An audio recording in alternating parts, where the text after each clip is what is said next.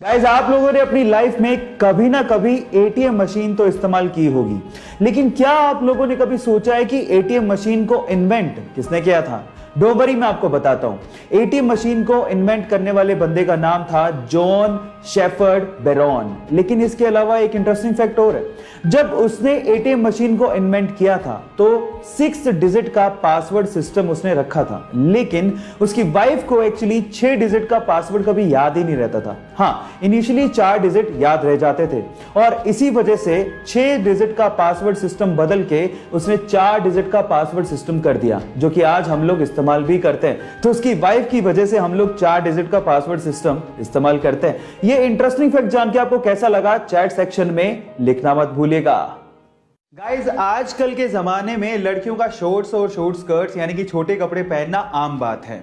लेकिन अगर मैं आपसे सवाल पूछूं कि इतिहास में सबसे पहली बार किस लड़की ने शॉर्ट्स पहनने की शुरुआत की थी, तो आप लोग क्या जवाब देंगे? तो चलिए मैं आपको बताता हूं।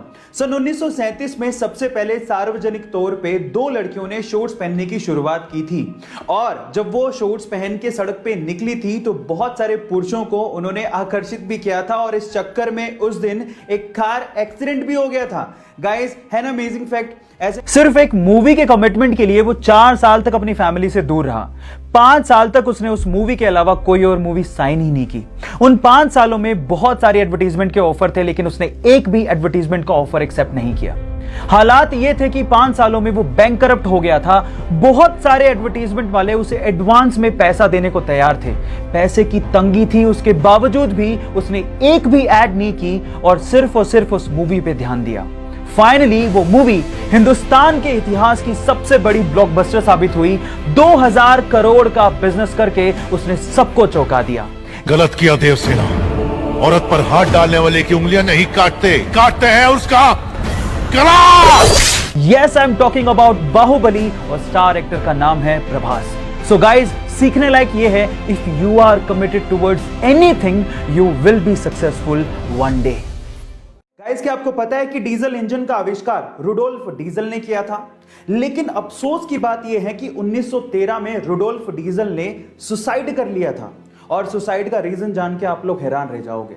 रुडोल्फ डीजल को यह लगता था कि जो डीजल इंजन का आविष्कार उन्होंने किया है वो बेकार है, फिजूल है, कभी काम नहीं आने वाला। सिर्फ इसी वजह से उन्होंने सुसाइड कर लिया था, बहुत जल्दी हार मान ली। अब 2018 की रिपोर्ट सुनिए। 2018 की रिपोर्ट के अनुसार पूरी ही दुनिया के 60% व्हीकल्स में डीजल इंजन लगा हुआ है।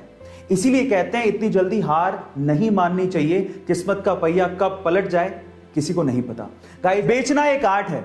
आप जितने अलग तरीके से अपने प्रोडक्ट का विज्ञापन करेंगे, आपका प्रोडक्ट उतनी तेजी से लोगों के दिमाग में चढ़ने लगेगा और आपकी सेल्स भी बढ़ने लगेंगी।